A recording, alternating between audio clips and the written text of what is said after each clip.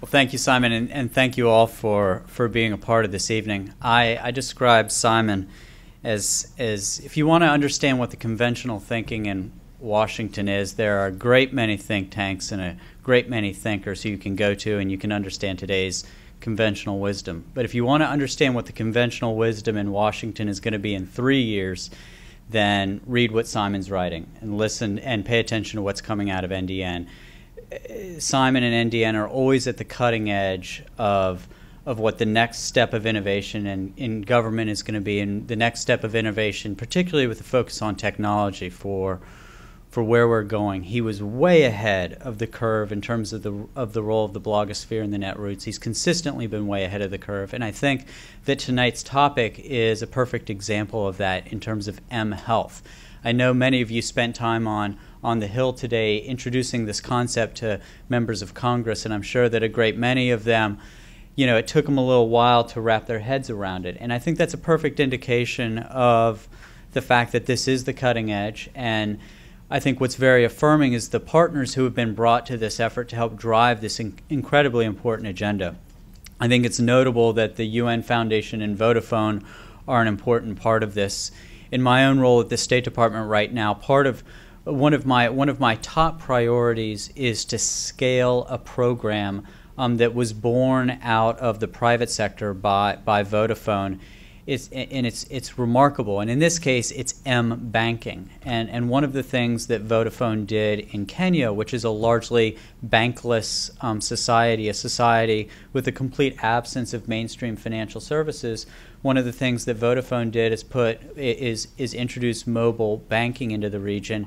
And so far, I think it's a little less than 2 million people are now doing mobile banking, which has had an enormous impact in reducing corruption, reducing crime, increasing access to markets. And now one of my real focuses is on helping to scale that effort in Afghanistan and Pakistan. And so I'm very impressed by the role that the UN Foundation and that Vodafone have played globally innovating in the banking space, and I'm very excited to see them stepping up again now in the mHealth space.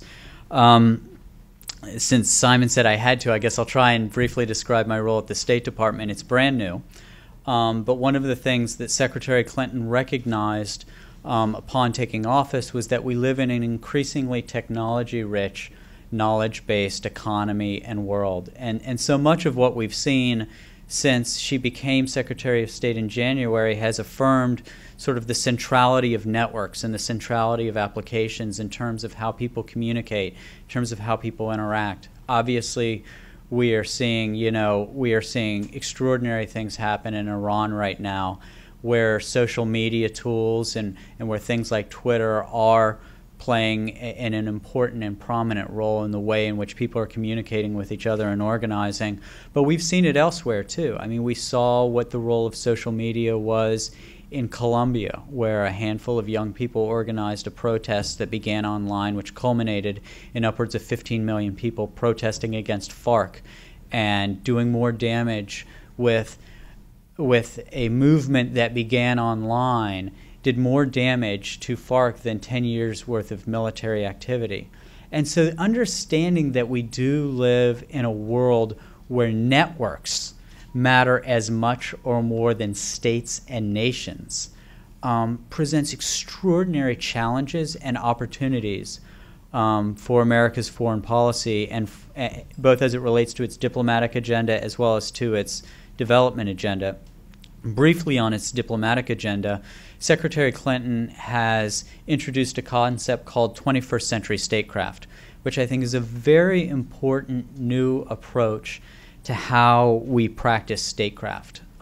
Statecraft has historically been practiced government to government, more often than not, as I say, only half sarcastically, by white guys with white shirts and red ties sitting over a mahogany table, determining what the relations between their governments are going to be. That's the way that diplomats interact.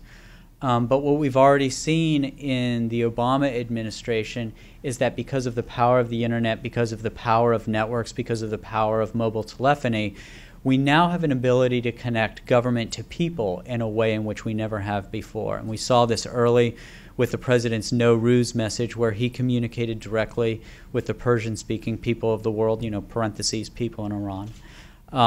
And most recently with the president's speech in Cairo, where he wasn't speaking to the government of Egypt, he wasn't speaking to the governments where Muslim populations predominate. No, he was speaking directly to the Muslim citizens of the world. And that's an example of government-to-people diplomacy. Many of you are innovators in the mobile space. And one example of what we've introduced too in this concept of 21st century statecraft is people-to-people diplomacy.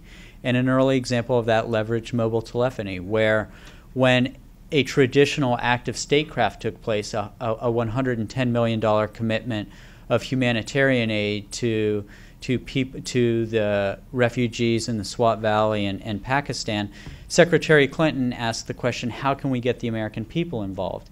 And so what we did is we set up a short code. We worked it out with the people who do the text messaging for the Super Bowl and American Idol.